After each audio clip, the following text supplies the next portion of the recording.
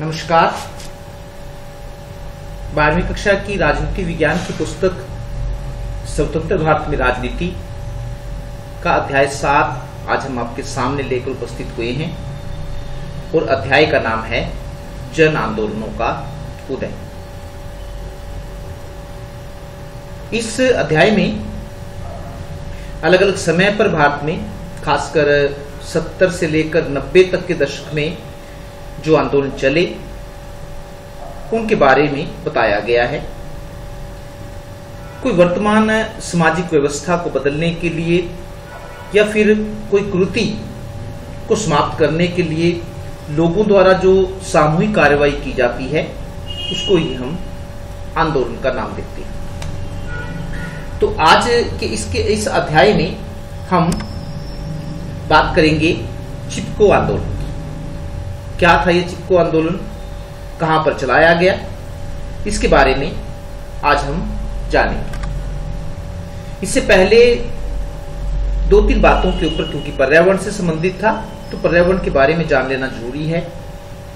पूरी दुनिया में मौजूद पीने लायक पानी का सिर्फ 4% ही भारत में मौजूद है।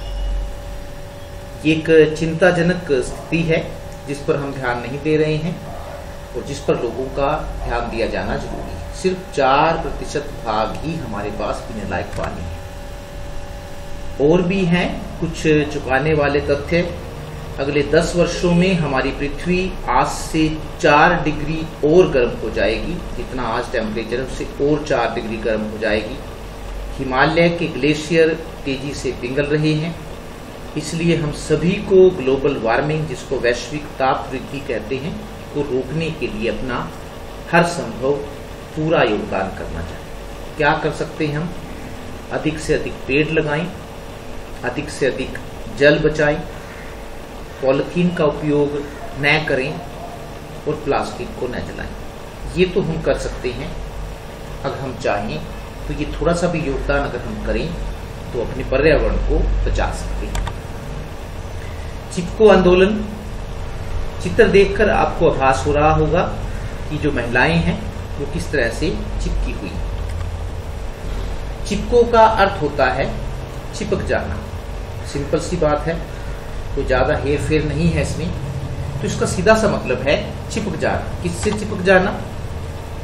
पर्यावरण को बचाने के लिए शुरू हुआ यह भारत का पहला पर्यावरणीय आंदोलन था। इस बात को अंडरलाइन कर लीजिए ताकि आपके याद रहे कि पहला जो पर्यावरणीय आंदोलन था जो भारत में चलाया गया था वो चिपको आंदोलन था। यह आंदोलन वर्तमान उत्तराखंड राज्य के रैनी गांव में अप्रैल 1973 में शुरू हुआ था। डेट आपके सामने है तो याद कर सकते हैं तो याद कर लीजिए। वर्तमान उत्तराखंड राज्य के रैनी गांव में अप्रैल 1973 में शुरू हुआ था। इस आंदोलन के शुरू होने के पीछे एक कहानी है, बड़ी दिलचस्प कहानी है। आप सुनेंगे तो आपको मजा आएगा। क्या कहानी है सुनो जरा। रैनी गांव के लोगों ने खेतीबाड़ी के औजार बनाने के लिए वन विभाग से पेड़ काटने की अनुमति मांगी, लेकिन वन विभाग ने अनुमति देने से इनकार कर दिया। कारण ये बताया गया इससे पर्यावरण को नुकसान होगा, इसलिए आपको ऐसा करने की इजाजत नहीं दी जा सकती। लेकिन कुछ समय के बाद उसी वन विभाग ने खेलों का सामान बनाने वाली एक कंपनी को पेड़ काटने की अनुमति दे दी। इससे गांव के लोगों में रोष पैदा हुआ, मतलब गुस्सा पैदा हुआ कि हमें जो हमारा जरूरी काम था उसके लिए अनुमति प्रदान नहीं की गई, बल्कि खेलों का सामान बनाने वाली कंपनी को पेड़ काटने की अनुमति दी।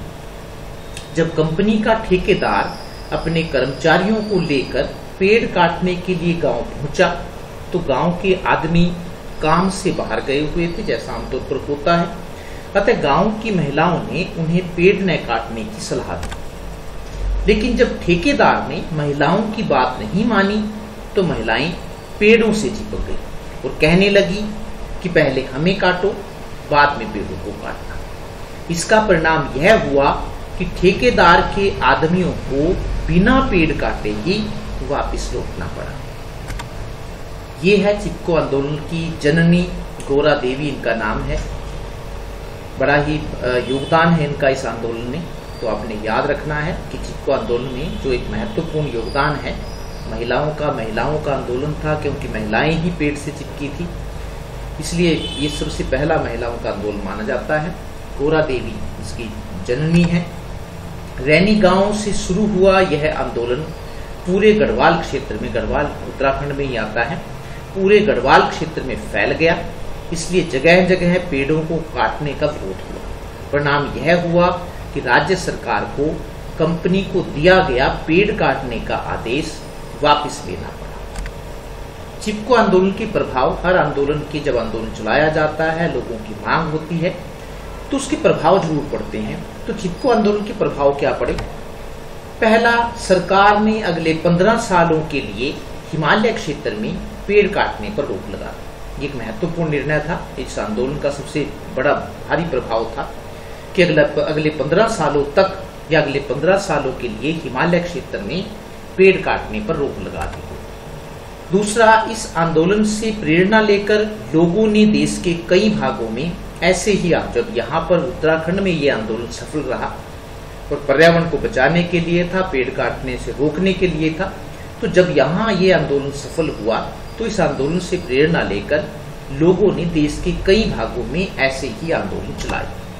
इस आंदोलन में महिलाओं ने, क्योंकि महिलाओं का ही आंदोलन था, इस आंदोलन में महिलाओं ने बढ़ चढ़ कर भाग लिया था, जिससे उन्हें अपने अधिकारों का पता, पहली बार उनको महसूस हुआ कि अगर इकट्ठे रहकर कार्रवाई की जाए तो महिलाएं भी पुरुषों से कम नहीं हैं।